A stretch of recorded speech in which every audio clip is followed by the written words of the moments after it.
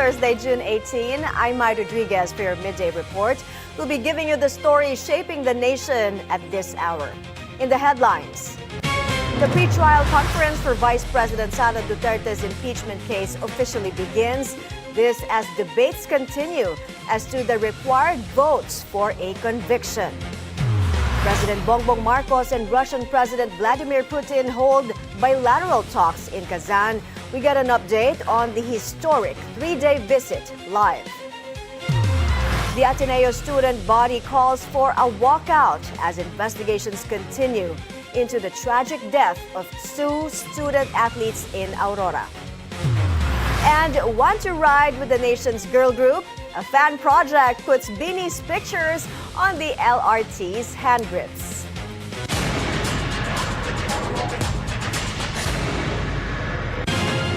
The House Prosecution Panel is in full force as the pre-trial for Vice President Sara Duterte's impeachment case begins. They submitted a 57-page pre-trial brief along with documentary evidence it intends to present during the trial. Kumuha tayo ng detalye mula kay Isaiah Mirafuentes ng Abante Live mula sa Senado. Isaiah? Yes, may pasado alas 9 nga kaninang umaga nang dumating dito ang parehong prosekusyon at ang defense team para nga dumalo sa pre-trial conference. Kaugnay pa rin yan sa impeachment laban kay Vice President Sara Duterte. May closed door ang conference at hindi nga rin tayo pinapayagang pumasok sa loob ng conference hall at kasalukuyang nakabreak ang mga abogado pero inaasahan niya natin magbabalik sila around 1:30 p.m. Halos magkasabay na dumating dito sa Senado ang parehong prosekusyon at defense team. Pinangungunahan ng pre-trial ni Senate Secretary Attorney Renato Bantog Jr. na siyang nagsisilbing clerk of the impeachment. Inaasahan ngayon sa pre-trial ay ilalatag ng parehong panig ang kanilang mga ebidensya at witnesses. Sa bahagi ng prosekusyon, nauna na nilang sinabi na mahigit sa 30 ang kanilang mga witnesses sa impeachment at karamihan sa kanilang mga ebidensya ay kaugnay sa confidential funds at unexplained wealth. Samantalang Mike, kanina nga around 11 a.m. ay nagsagawa rin ng press conference ang bagong Senate President na si Senator Sherwin Gatchalian at kabilang rin sa kanyang mga tinalakay ay may kaugnayan niya sa impeachment. Ayon kay Senator Win Gatchalian, hanggang sa mga oras na ito may kanila pang pag-uusapan kung sino ang magiging presiding officer para nga sa magaganap na impeachment trial which is inaasahan nga natin sa July 6. Dahil ngayon matapos sabihin ni Senator Ping Lacson kahapon na kung siya raw ang tatanungin ba, mas gugustuhin niyang si Senator Chis Escudero ang maging presiding officer dahil siya nga ay isang abogado.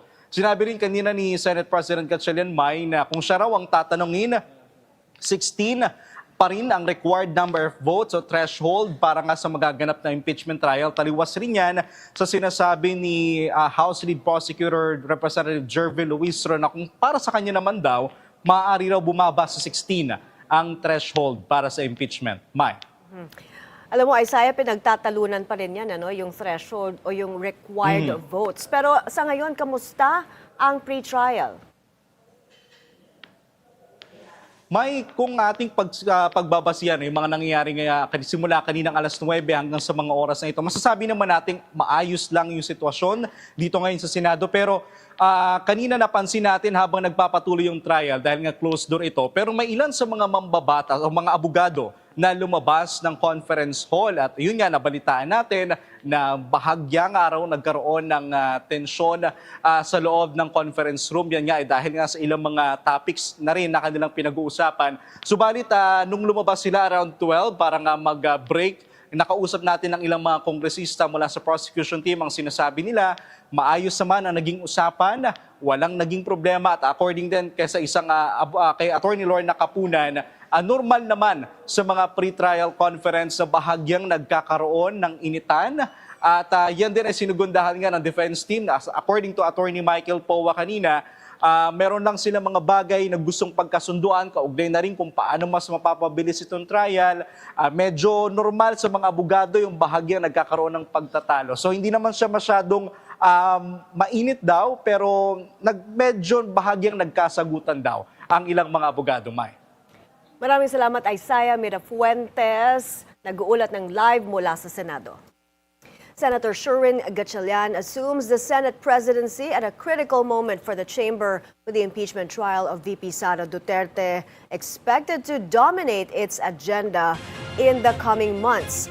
To give us an update on the impeachment proceedings, Hannah T joins us live from the Senate. Hannah, tell us what's happening there right now. Numbers remain to be the concern as the Senate prepares for the impeachment trial of Vice President Sara Duterte. Questions are being asked or raised about how a possible 90-day preventive suspension against Senator Jinggoy Estrada could affect the proceedings. On his first day as Senate President, Win Gatchalian was asked about the implications of a court-ordered suspension against Estrada. This timeline affects the impeachment trial set to begin on July 6. Gatchalian said the issue is not new, and he notes that other senators had also faced preventive suspensions in the past. But he said the Senate legal team is still studying how to proceed should the suspension take effect. For the Senate chief, suspension carries all responsibilities. This question is crucial because the Constitution requires a two-thirds vote of all senators to convict an impeached official. That's 16 out of 24 elected senators. Beyond the numbers, Gatchalian said the chamber is now focused on the physical and security preparations for the trial. He confirmed that he has met with the AFP, PNP, MMDA, and even the Pasay City government to discuss crowd control, access restrictions, and protection measures inside the Senate complex. Heightened security remains in effect, with authorities continuing to validate intelligence reports about possible threats to the institution. Logistics remain another challenge. Gatchalian admitted the Senate's limited space could complicate the proceedings, with a prosecution panel, defense team, media, resource persons, and even the public all expected to be accommodated inside the building. He said Senate officials are now working on ways to manage movement within the complex while ensuring the trial remains open to the public as required by the Constitution. Gatchalian succeeds Senator Alan Peter Cayetano as Senate Chief, with him being the fourth SP of the institution in about a year. As for his leadership style, Gatchalian said he prefers to be hands-on, regularly attending tactical working group meetings to better understand issues and resource persons before they reach the Senate floor. Hannah, sino ang magpe-preside daw sa impeachment proceedings? Kasi Senator Cheese Escudero's name was floated as presiding officer.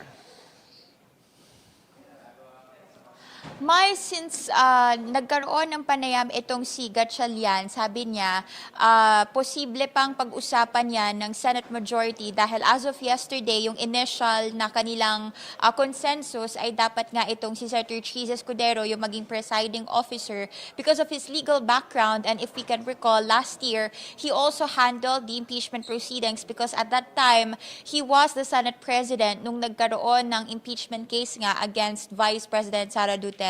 So kinokonsidera nila ito given the legal background of Escudero, pero so far base kasi sa rules kailangan yung Senate President yung maging presiding officer, which is si SP Win. Pero nagkaroon din kasi ng pagbabago doon sa rules dahil napag-desisyonan sa Senate floor na maaaring pagbotohan kung sino yung posibleng maging presiding officer bukod sa Senate President. Yan yung aabangan natin kung ano yung final between Escudero and Gatchalian. Back to you, Mai.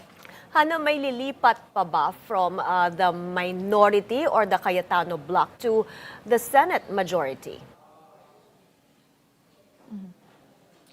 So far, sabi ni Senator Win Gatchalian, ang focus niya ngayon ay bukod sa numbers ay sana raw itong ilang minority na hindi dumalo doon sa nangyaring session or special session kahapon ay makadalo na because ang target ay let the Senate get back to work. So pagdating sa numero, ongoing talks yan, pero hindi pa kinukumpirma ni Gatchalian sa ngayon kung madadagdagan ba sila sa 13 majority block given nga na medyo crucial yung numbers sa ngayon at papalapit itong impeachment proceedings ni VP Sara.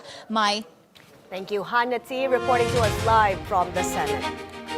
Senate President Pro Tempore Vicente Tito Soto III believes that for now, 16 votes are needed to convict an impeachable official. Soto made the statement amid questions over the Senate's composition as Senator Ronald Bato de la Rosa remains in hiding and Senator Jinggoy Estrada is on a 90-day suspension over the flood control scandal. Speaking on BNC's On Point, Soto said the question of whether the Senate still has 22 members remains debatable. I've heard both sides, but I would rather listen to them first before I come up with my own interpretation of the subject. But right now, I would be siding with what the Constitution says, unless a better explanation comes around. Soto also said it would be an opportunity for Senator Francis Cheese Escudero to show impartiality should he preside over the impeachment trial. Escudero earlier faced criticism after previously delaying the impeachment proceedings against the vice president. If we do elect Senator Escudero as the presiding officer, and he will be most capable, I'm very sure, then that will give him a chance to show what was what was expected from last year. Prosecution panel spokesperson Rene Co says the allegations made by the so-called Maleta boys do not damage the credibility of the House prosecutors. The claims have linked several members of the prosecution to alleged flood control kickbacks, including ML Party List Representative Laila de Lima and Bicol Saro Party List Representative Terry Redon. Speaking on BNC's memo, she insisted the prosecution's case remains solid, particularly the impeachment articles on VP Sara's alleged threats against the first couple. So sa atin, those are actual threats na nilabas. The NBI said na walang artificial intelligence tampering yan, no? And you can search on YouTube that video, and then reputable media outlets would, have their own versions. I have it posted, no? So sa atin po, makikita ng mamamayan that exists. Co also warned that an acquittal could spark public outrage. Lalo ng kabataan. The kabataan have been very vocal and critical of the misspending of VP Sara, yung unexplained wealth niya. The example that she sets for the youth na sa gusto natin sumusunod sa mga prinsipyong nakasaad sa mga laws natin for public officials pero hindi natin nakikitang na-exhibit. So definitely we will be seeing outpouring from schools, from communities, mga kilusan, no? And gusto natin na yung mga proseso ng pananagutan, habang andito tayo sa impeachment court, let us exhaust all means. All arguments exhausted. Senator Raffy Tulfo says Senator Alan Peter Cayetano may still be reeling from his loss in the Senate's leadership battle. Speaking on BNC's agenda, Tulfo said Cayetano's absence from yesterday's special session appeared to reflect his disappointment over the result. He meanwhile credited Senators Francis Escudero and Joel Villanueva with helping prevent what he called a growing risk of destabilization.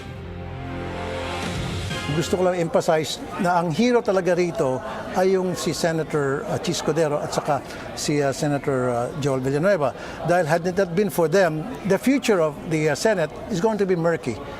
And even the country, kasi meron akong kaibigan sa intelligence community who told me na slowly but surely it is leading to destabilization. Nakikita niyo naman, di ba? Left and right mga press con, fake na blue ribbon hearing, and kung sino-sino lang binabanggit.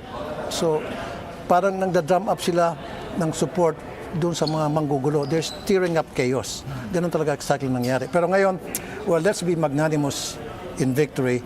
So, happy ako, happy lahat, happy ang taong bayan. Cayetano was ousted after Sherwin Gatchalian secured 13 majority votes, ending the drama that has dominated the Senate in the past weeks. An election law expert believes that there is a possibility that the petition filed by Senator Alan Peter Cayetano before the Supreme Court questioning the Senate quorum on June 3 may be dismissed.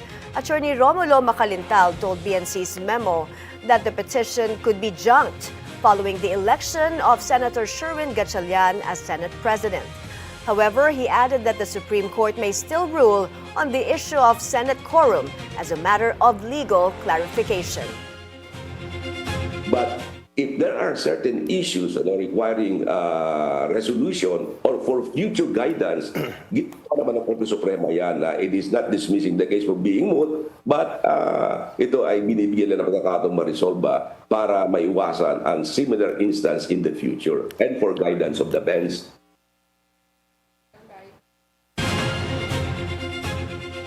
In other news, a friend of Ateneo student athlete Divine Adili confirms that the late Nigerian import doesn't know how to swim. Eze Prince Namadi made the statement as investigations continue into the drowning of Adili and teammate Rene Baterbonia. He told BNC's memo that he himself underwent a similar open water training before. We go to the water is shallow, all of us are just, put your head inside, come outside. He doesn't know how to swim. But not inside the water. We run at the beach. Okay. At the beach side. But during the running, there's no vest and nobody's going to the water. So after the running, they say they want to go inside the water. Then I said, no, I'm not doing that. I don't know how to swim. If the water is beyond my head, I don't go inside. The Student Council of the Ateneo de Manila University has called for a walkout on Friday, urging students, faculty, and staff to demand justice and accountability following the deaths of Rene Baterbonia and Divine Adili. In a Facebook post, the sanggunian ng mga mag-aaral ng mga paaralang Loyola ng Ateneo de Manila announced a planned walkout in honor of the two athletes. The post read, and we quote, "As the community and the loved ones of Rene and Divine reel from this insurmountable loss, it is incumbent upon this institution to face accountability in all forms." The council pointed out that key questions surrounding the incident remain unresolved. The death toll from the powerful earthquake that struck Mindanao now stands at 78. That and more stories when Midday Report returns. Stay with us.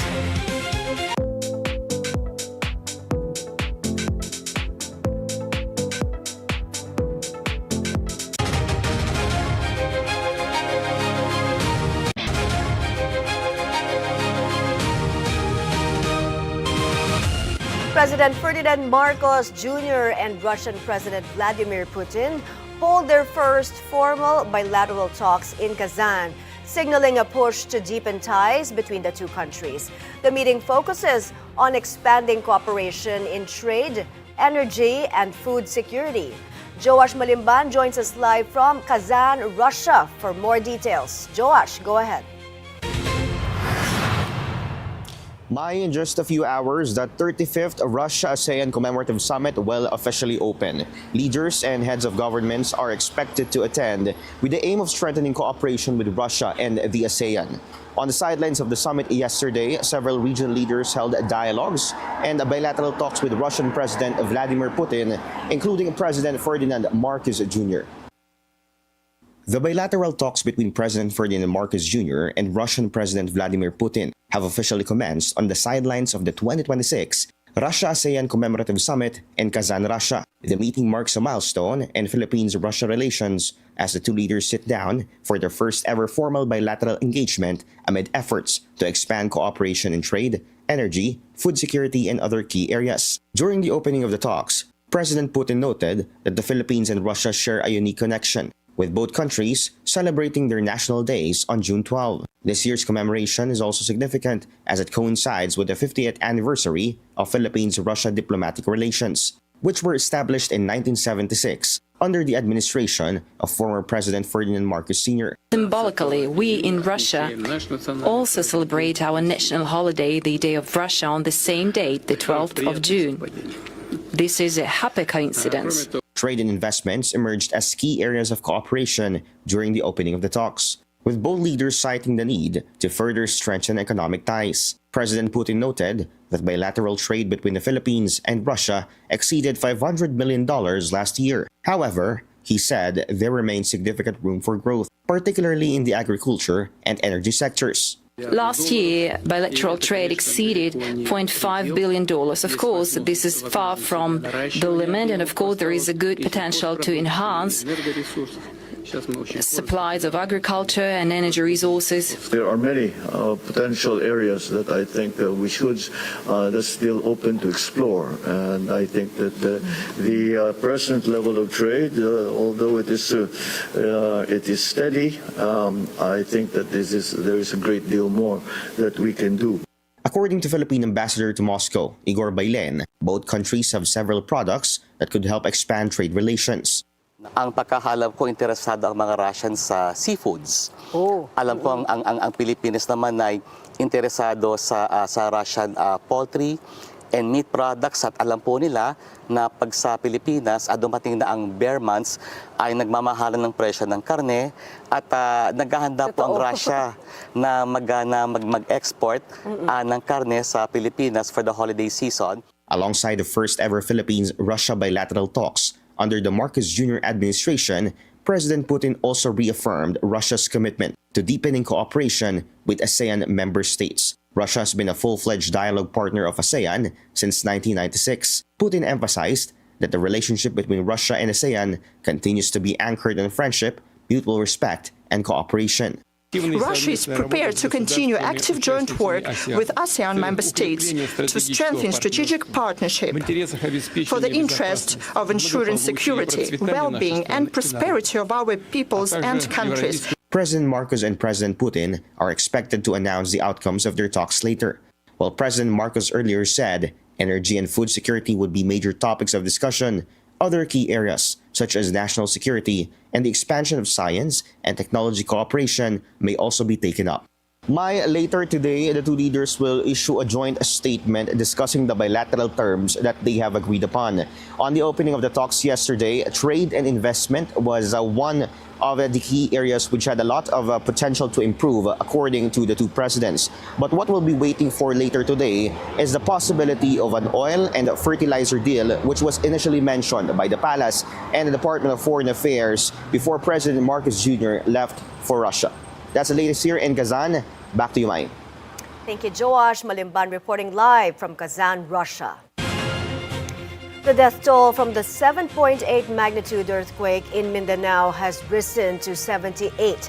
The State Disaster Agency also reports more than 1,300 were injured, while 30 remain missing. Officials say the quake has affected more than 1.4 million people across Soc-Sargen and the Davao region, and prompted a declaration of a state of calamity in 14 LGUs. The powerful quake destroyed buildings, classrooms, roads, and bridges, and dozens of families are left struggling to recover and rebuild. With the Philippines situated along the Pacific Ring of Fire, authorities continue to remind the public that preparedness and coordination remain the country's strongest defense against potentially catastrophic earthquakes.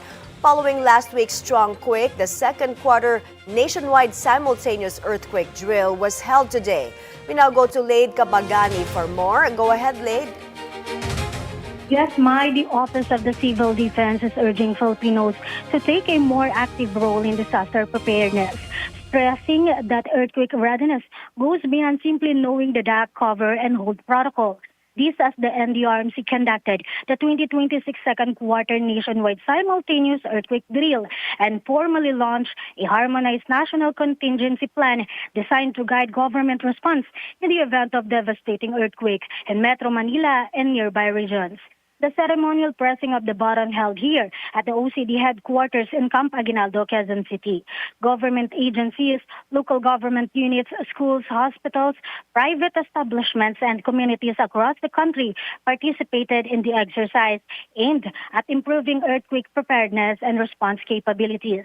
The drill was based on a worst-case scenario involving the movement of the West Valley Fault, triggering a powerful earthquake with an intensity 8 impact across Metro Manila, Central Luzon, and Calabar Zone. Under the simulation, widespread destruction was expected, including damage to buildings, roads, bridges, transportation systems, and communication networks. Authorities also simulated secondary hazards such as fires, landslides, and soil liquefaction that could further complicate rescue and relief operations. Back to you, Mai. Late, aside from public participation, what specific capabilities were tested during the exercise? Yes, Mai, according to the NGRMC, the exercise was designed to test the government's ability to rapidly deploy emergency responders and resources, establish command and control systems, maintain communication lines, and coordinate rescue and relief operations under severely disrupted conditions. The simulation even assumed damage to the primary emergency operations center, prompting authorities to activate alternate command facilities and coordination mechanisms. Regional disaster councils from Luzon, Visayas, and Mindanao, also participated in the exercise to assess interoperability and ensure a unified response during a large-scale disaster. Thank you for that report, Lade Kabagani. Former law...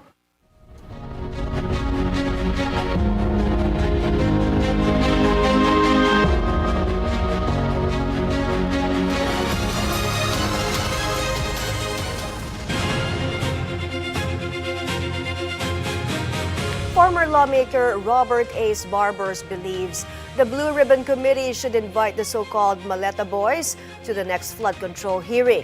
Speaking on BNC's At the Forefront, Barber said Committee Chairman Erwin Tulfo should verify the group's allegations in connection to the kickback scheme. The group's statements have been inconsistent. But what I can ask Senator Tulfo, heading the Blue Ribbon Committee, is to ask to check and validate the veracity of the story, no, of each of these bagmen. No? So do you think dapat ipatawag pa sila sa Blue Ribbon? I think so. During their first press conference, the Maleta Boys accused Barbers of receiving payoffs. Barbers filed a complaint against them. The crackdown on anomalous flood control projects continues. DPWH Secretary Vince Dizon inspected the flood-prone areas and flood mitigation projects in Las Piñas City. Concerns remain over potential flooding now that we've welcomed the rainy season. Nasa linya si Chil Emprido ng Abante para sa detalye. Chil, ano ang nadatnan ni Secretary Dizon sa Las Piñas? Ito nga, halos 2 taon nang nakatenga ang ilang flood control projects ng DPWH sa Las Piñas City. Kabilang na nga itong Almirante Creek sa Marcos Alvarez at Yongqiao. At dahil nga sa banta ng mga pag-ulan at pagbaha, inspeksyon ito ng ahensya kasama ang local government unit at ang bagong district engineer ng proyekto. Pinamamadali na ni DPWH Secretary Vince Dizon ang proyekto na inaasahang makukumpleto bago matapos ng buwan. 2024 pa, isipin pa. Ito pa naman, napakabahain itong Marcos Alvarez na lugar. Flood mitigation project. Pero dahil nga nung binagitan din natin yung PE dito, nagpalit tayo nung bata nating PE, at gumanda yung coordination ng city engineer at mayor at ng ako, napabilis ito. And by June 30, tapos na ito, finally. May ikinatuwa naman ng ilang residente itong pagsasaayos ng proyekto. Ayon kay Naida de la Cruz, umaasa siyang hindi na sila babahain dahil malawak na ngayon ang ilog. Malaking bagay niya ito dahil tuwing bumabagyo at bumabaha, inasisira pati ang mga paninda nilang bigas. Una nang sinabi ng DPWH na marami pang mga proyekto ang minamadali nila ngayon dahil nga sa panahon ng tag-ulan. Para sa Midday Report, Chil Emprido, Apante. Maraming salamat, Chil Emprido, nag-uulat. Philippine Independence Day celebrations may be over, but in Los Angeles, the spirit of kalayaan continues to live on through Filipino communities, keeping the tradition alive. Our U.S. correspondent, Steve Angeles, has the story. With 500,000 Filipinos calling the Los Angeles region home, June 12 has become a day to remember the homeland, as Filipino communities took time to commemorate Philippine Independence Day. The Los Angeles City Council highlighted the 128th anniversary of Araw ng Kalayaan at their June 12th meeting, with Filipino-American Council member Isabel Jurado leading the celebrations along with Philam City Controller Kenneth Mejia. Filipino communities are a part of the Kalay story, and many of our families are seeking opportunity, but many of our families have seen success and stability. An estimated 3,000 Filipinos work for the city of LA, making up the Los Angeles Filipino Association of City Employees, or LaFace, and it has become one of the most vibrant organizations within the local government. This is more than just a cultural celebration. It is a powerful reminder of who we are, where we come from, and what we stand for. 500 more Filipino community members, including elected officials, leaders, humanitarians, joined Presidential Assistant for Northern Luzon Assistant Secretary Ana Carmela Ramillo at the annual Kalayaan Inc. Gala on Saturday. Steve Angeles, Bilyonaryo News Channel, Los Angeles. Up next, Gilas Pilipinas reveals its final roster for the next window of the 2027 FIBA World Cup Asian Qualifier. More sports news, global headlines, and your weather update when Midday Report returns.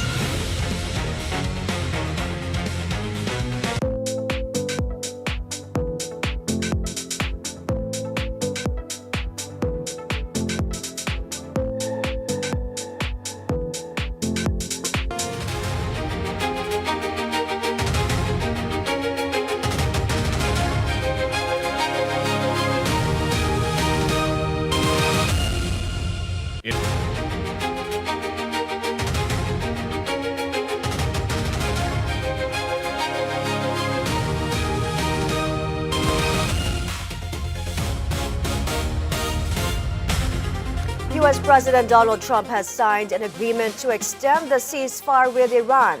The Memorandum of Understanding, a 14-point agreement, was signed at a post-G7 dinner in France. It calls for an immediate end to hostilities, including in Lebanon. It also includes the lifting of U.S. sanctions on Iran, the unfreezing of Iranian assets, and the $300 billion economic rehabilitation plan.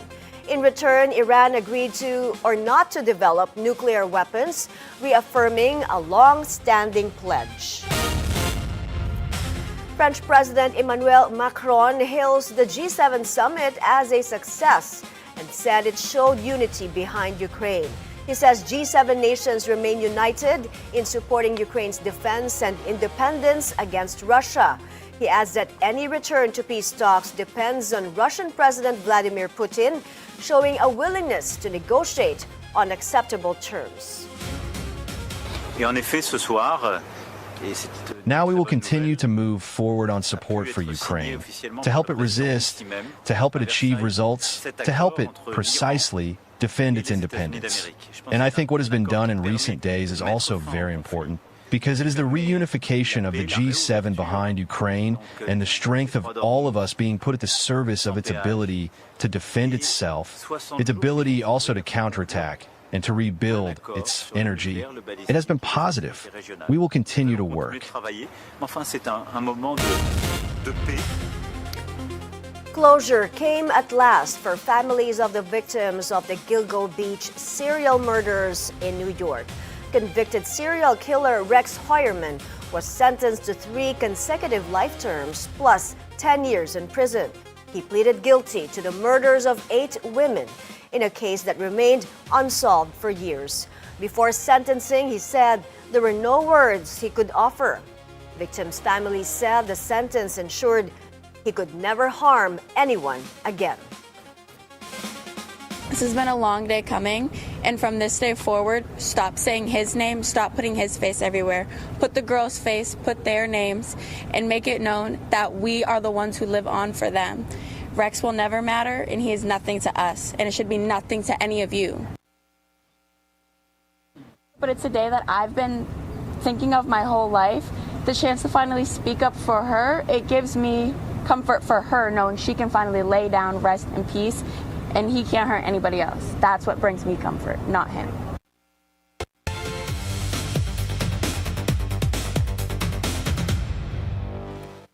Gilas Pilipinas has added Justin Baltazar, Mike Phillips, and Troy Rosario to its roster for the 2027 FIBA World Cup Asian qualifiers. The three were called up to help fill the void left by Kai Soto, Quintin Millora Brown, and Calvin Oftana.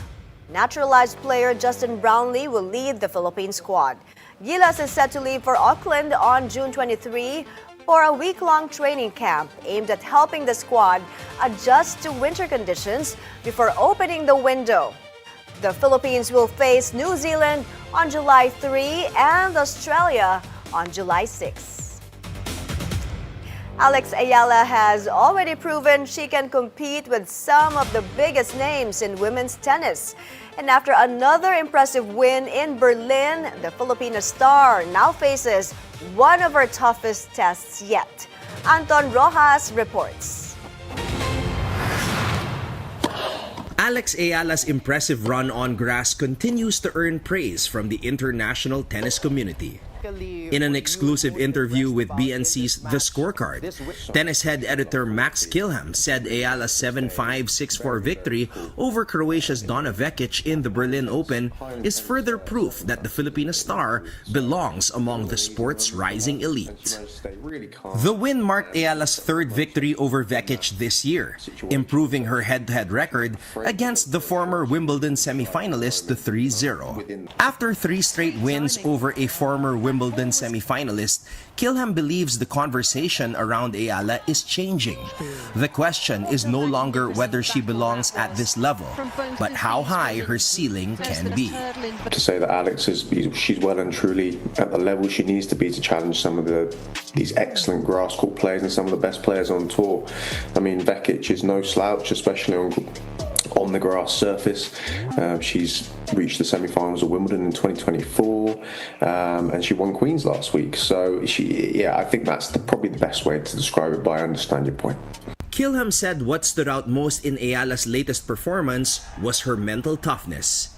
He noted that Eala faced intense pressure late in the match, but never lost her aggressive approach, continuing to take the initiative against a more experienced opponent. At the most critical moments of the match, when many young players might have played safe, Kilham said Eala did the exact opposite. She wasn't afraid to go for a shot. She really didn't shy from the moment, even within the pressure that she was facing. In particular, the first break point she faced in that game at Love 40, she was on the front foot constantly, looking to attack, looking to put Vekic on the back foot. She ended it with a superb backhand drive volley winner. So I think that's what I took away from it. The British tennis writer also believes Eala's future on grass may be even brighter than many expect. While some observers believe the surface would take time for her to master, Kilham argues that her playing style is actually ideal for grass court tennis. And if his assessment is correct, Eala's recent results may only be the beginning of a much bigger breakthrough on the surface. I think her game is perfectly suited to grass, and I think it will in the long term be her most successful surface. Eala now turns her attention to a much bigger test, a round of 16 showdown with world number 2 Elena Rybakina. Kilham said Rybakina remains the favorite, but added that the Kazakh star has shown some inconsistency in recent tournaments. He believes Eala has a realistic chance of an upset if she can keep Rybakina uncomfortable and prevent her from dictating play. And should Eala pull off the victory, Kilham said it would rank alongside her breakthrough win over Iga Swiatek in Miami as one of the biggest triumphs of her career. Anton Rojas, Bilyonaryo News Channel. Barangay Ginebra's Game 7 triumph over TNT added another chapter to Tim Cone's legendary career. But for the winningest coach in PBA history, this championship carried a different kind of meaning. Zeus Valdez of Abante tells us why.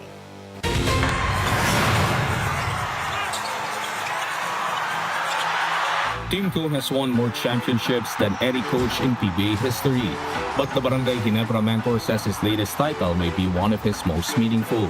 After guiding the Chin Kings to an 88-76 victory over TNT in Game 7 of the Commissioner's Cup Finals, Cone reflected on how each championship has become more special as his coaching career enters its later stages. The 68-year-old admitted the days leading up to the winner-take-all Game 7 were filled with anxiety and pressure. This never gets old. I was saying earlier before everybody arrived that the last 2 days have been just horrid, waiting for this Game 7 to happen. Cone said that when he was younger, he never thought about how many championship opportunities he might have left. Now he sees every title run through a different lens. And they're getting more and more special the older I get because I know that it's not an infinite number anymore. The veteran coach also compared the feeling to his work with Eala's Pilipinas, saying every international game feels like a championship battle of its own. For Cone, the emotions of competing for titles have never faded and may have even grown stronger with time. With championship number 26 now secured, Team Cone's legacy continues to grow, but as the Hall of Fame coach himself admitted, each title now feels a little more precious than the last. Zeus Valdez, Abante.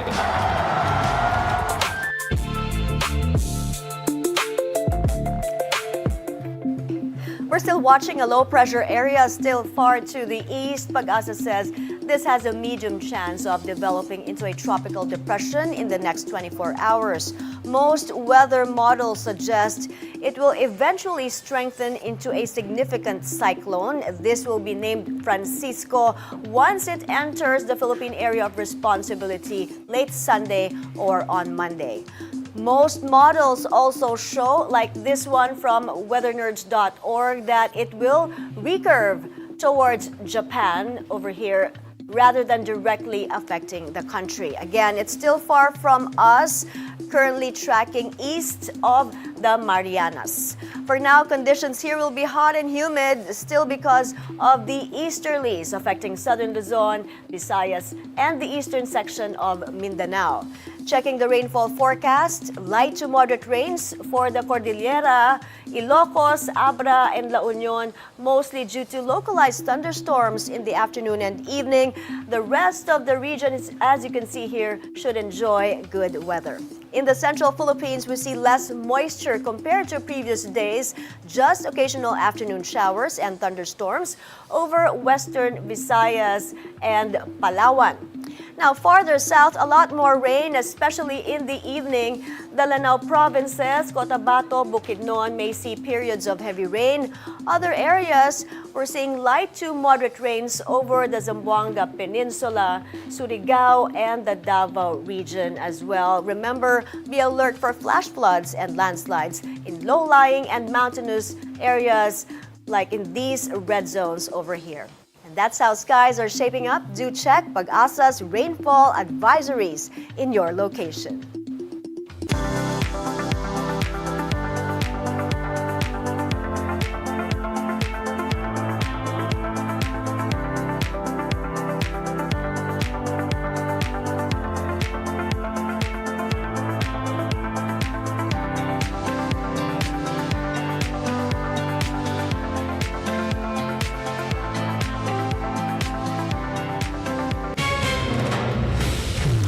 Up next, guess who makes it to the top of the Guinness World Records Icons list?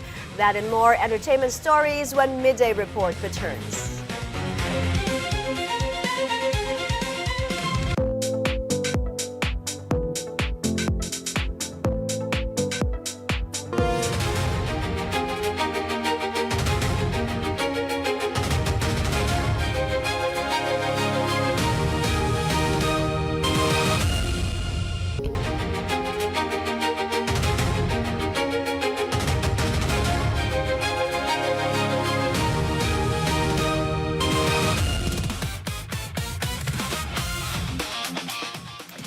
want to ride with BINI? Then better hop on the LRT1.